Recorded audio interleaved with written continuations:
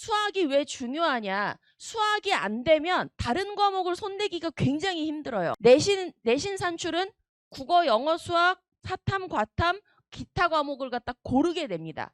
그리고 국어도 4학점이고 수학도 4학점이고 영어도 4학점이고 사회도 4학점이고 과학도 4학점이에요. 거기에서 수학에만 몰빵하면 나머지 시간에 시간 투자를 못해서 아이들 성적 내신이 망가지게 됩니다. 그래서 수학을 미리 해놓으면 뭐가 좋으냐? 수학 시간이 엄청 단축돼요. 그 나머지 시간에 나머지 공부를 갖다 채울 수가 있는 거고요. 그게 내신 잘 받는 지름길이 됩니다. 수학을 갖다가 자꾸 먼저 해야 된다가 얘기하는 건 말씀을 드리는 건 수학이 그만큼 시간이 걸리기 때문도 있지만 그 시간 걸리는 작업을 미리 해놨을 때 아이들이 내년부터 가져갈 이득이 굉장히 크다.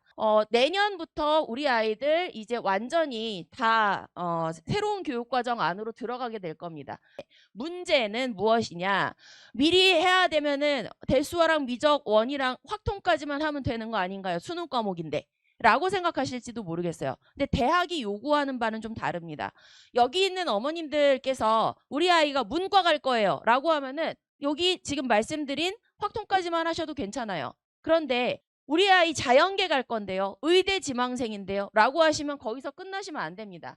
대입에서 수학, 이수 요구 과목들을 갖다가 쭉 얘기하고 있고 이 서울대랑 연대는 아직 디테일한 이야기는 하지 않고 있어요. 그런데 3월 28일 날에 제일 먼저 발표한 데가 경희대학교고 경희대학교에서 요구하는 바가 지금 고려대를 포함한 6개 학교의 공동교육과정 요구사항을 갖다가 이야기하고 있습니다. 요거 슬라이드에 넣어드렸는데요. 서울대 같은 경우에는 일단 굉장히 두루뭉술하게 줬습니다. 공과대학 변경 방안에 대한 예시를 보면 기하 미적분투 무조건 해야지. 그리고 물리화학 등 중에 해야 되는데 기계공이나 전자나 화학생물 등등등등을 하고 싶으면 물리는 꼭 해야 된다라고 얘기하고 있어요. 지금 수학은 기본으로 깔고 있고 거기에 물리까지 알파로 이런 상태입니다. 그러면 우리 아이들 수학만 열심히 하면 과학은 어떻게 해야 될까요? 나중에 해도 될까요? 과학도 힘들어요. 그래서 수학이 미리미리 되어 있지 않으면 나머지를 손대기가 굉장히 어렵게 됩니다. 자, 그 다음에 연대 같은 경우도 지금 과목명이 예전 명칭으로 아직 안 바뀌어진 상태인데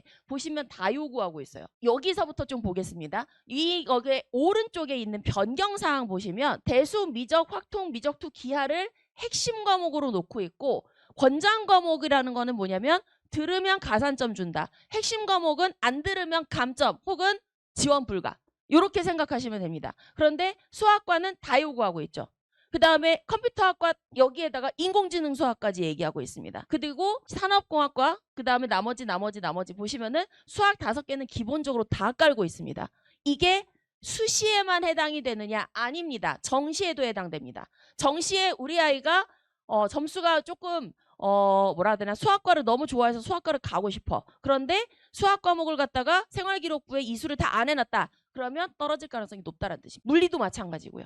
그래서 이 보여드리는 과목들이 아이들 생활기록부 이수 과목에 다 들어가 있어야 됩니다. 그래서 경희대 파트를 조금 더 심도 있게 보시면 좋겠는데요.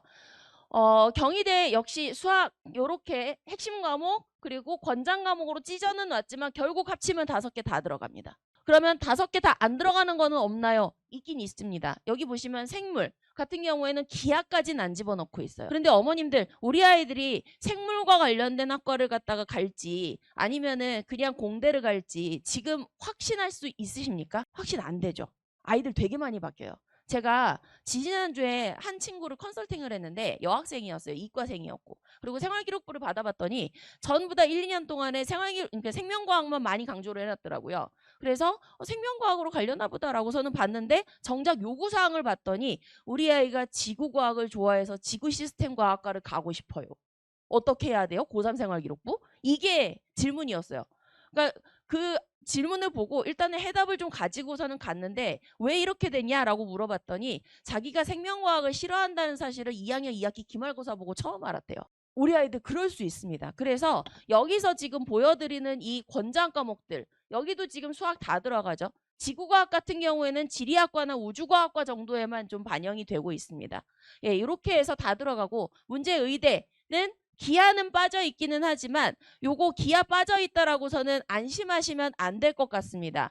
왜냐하면 기하하고 미적분 2가요. 수능 5교시 절대평가 과목으로 들어갈 수도 있다라는 얘기가 돌고 있어요. 그래서 최상위권이 되고자 하면은 이제 수학이 좀 돼야 되고요. 요런 부분까지 이번에 아마 다루게 될 텐데요. 왜 지금 해야 되냐? 고1 되면 진짜 바쁘거든요. 여기 지금 아이들이 이제 첫째이다라고 하시는 분들은 얼마나 아이들이 바쁜지 잘 모르실 텐데 둘째, 셋째다라고 하면 조금 아실 거예요. 발 빠져봤자 얼마나 바쁘냐? 중학교 일주일 동안 나가는 시험 분량이 고등학교에 하루면 끝나버립니다. 5일이 하루가 됩니다. 5배 압축이 시작됩니다. 이게 가능한 이유는 중학교 때까지 배운 거를 구구단부터 다시 하지 않잖아요. 고등학교 때. 알고 간다라는 전제 조건이 너무 크기 때문에 그냥 쭉쭉 나가버려요. 이거 배웠지 하면서 쭉쭉 넘어갑니다. 그 다음에 시험 기간만 바쁜 게 아니라 입학과 동시에 계속 바빠집니다. 그래서 벼락치기 절대 안 되고 중간고사 망했다. 그러면 엄마 나 수시 안 하고 정시 갈래.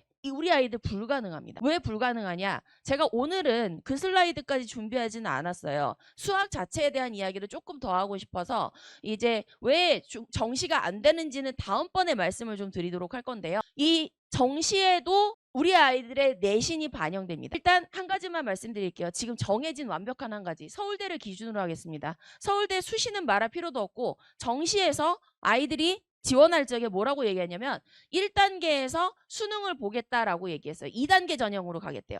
근데 1단계 수능을 원점수나 표준점수, 표준 변환으로 해서 적용한 다음에 3배수를 뽑겠다가 아니라 등급 합계만 가지고선 3배수를 뽑겠대요. 그리고 어머님들 조심하셔야 됩니다. 아이들의 내신은 지금 고1이 되면 5등급제로 갈 거예요. 그런데 수능은 몇 등급제일까요? 여전히 9등급제입니다. 그래서 등급판만 가지고 3배수로 뽑고 그 다음에 수능 60%, 나머지는 생활기록부 교과 비교과 합쳐서 40%를 반영하겠다고서는 발표했습니다. 그래서 우리 아이들은요. 수시와 정시가 따로 놀지 않아요. 같이 가야 됩니다. 그래서 엄청 바쁜데 절대 포기하시면 안 되는데 입학한 다음에 동아리 지원한다고 바쁘고요.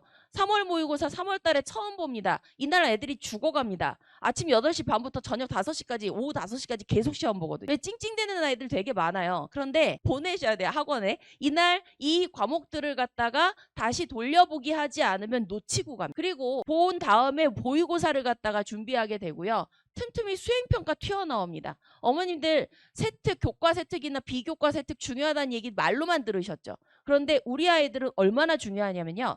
아까 보셨듯이 공통수학 1, 2로 나눠져 있죠. 1이면은 1학기고 2면은 2학기인데 그게 뭐 중요해서 라고 생각하실지 몰라요. 근데 예전에는 그냥 공통수학이었어요. 무슨 차이가 있느냐. 1년 내내 공통수학이면요. 그 밑에 붙어있는 세부 특기사항도 500자에서 끝납니다. 그리고 2학기 때 활동한 거 1학기 때 한 것처럼 넣을 수 있어요.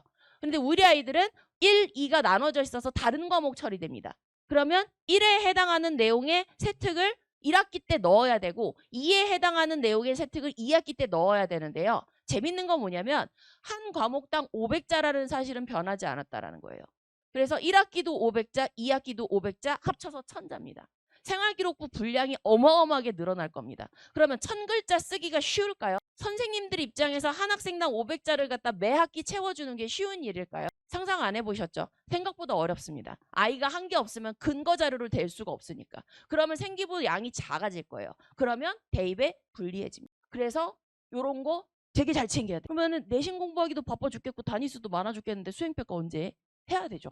그리고 발표 세특해야 되는데 이게 5월 달에서 7월 달 사이에 언젠가 이루어집니다. 그리고 5월 첫 번째 주부터 세 번째 주까지는 애들 대체로 놀아요. 아시다시피 어린이날부터 스승의 날까지는 암묵적 노는 기간이죠. 네, 그래서 잘 놀고 있습니다. 그리고 난 다음에 보고서 준비하고 있는데 선생님이 자, 기말고사 범위는 어디까지 알지? 끝까지 라고 얘기합니다. 학기별 교과서가 이제는 정해졌기 때문에. 그래서 기말고사 범위 공지가 됩니다. 아이들 지금 정신 못 차리고 있어요. 지금 6월달 중순 정도밖에 안 됐는데 중순이 채 안 됐는데 이미 내신 수업은 5회차가 다 끝나가고 있습니다. 사탐, 과탐조차도. 그리고 기말고사 끝난 다음에 세특 쓸 거 제출을 하거나 선생님이 써주시거나 이야기를 하는데요. 아까 말씀드렸듯이 500자입니다. 이게 저는 전공이 역사라서 글 길게 쓰는데 자신 있는 사람이에요. 그래서 길게 얼마든지 쓸 수 있거든요. 말 늘리는 건 어렵지 않은데 똑같은 과정에서 수학 선생님들이 쓰시는 걸 보고 있으면은 500자 못 채워서 헤매고 계세요. 옛날에 자기소개서가 있고 학교 선생님 추천서가 있었던 대입 전형이 있었을 때 선생님들의 추천서 글자 수 제한이 1500자였습니다. 그래서 저는 쭉 쓰고서는 이제 딱 마무리한 다음에 글자 수 재보면은 1800자 이렇게 나오니까 300자 어떻게 줄여? 이러고 있는데 대각선에 앉은 수학 선생님이 너무 부러운 눈으로 쳐다보는 거예요. 그래서 왜 그러세요? 라고 했더니 어떻게 1800자가 나와? 왜요? 그랬더니 나도 500자도 못 쓰고 있는데. 수학 선생님들은 말 짧게 하는 거 좋아하시고 아까 보셨죠? 쇼컷 풀이 좋아하신다고. 그러니까 이게 생기부에 쓰는 내용도 쇼컷이에요. 아이가 한 활동이 없으면은 내용 기재가 어렵습니다. 그래서 활동이 충분히 들어가야 됩니다. 엄청 바쁘죠.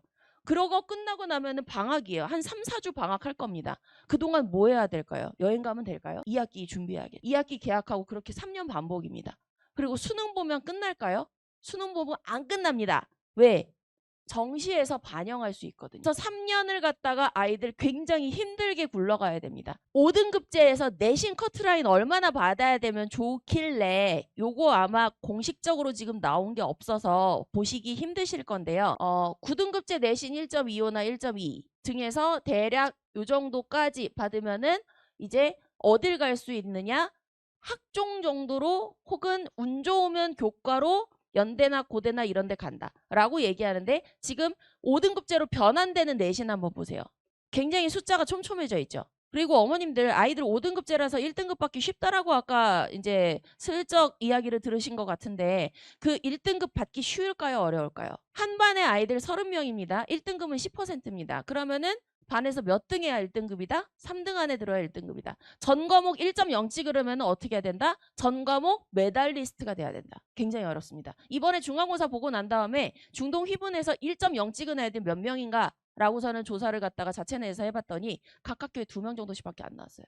10%라고 좋아할 게 아닙니다. 인구수가 적기 때문에 10% 굉장히 힘듭니다. 그래서 요 내신을 갖다가 만들어내려면 가장 시간을 많이 잡아먹는 수학이 일단은 선행이 잘 되어야 나머지들이 여유가 있다라는 말씀을 드리고 싶은 겁니다. 학생마다 시간표도 되게 다르고 선택 과목도 이만큼이 있습니다. 이거를 자유롭게 선택할 수 있다?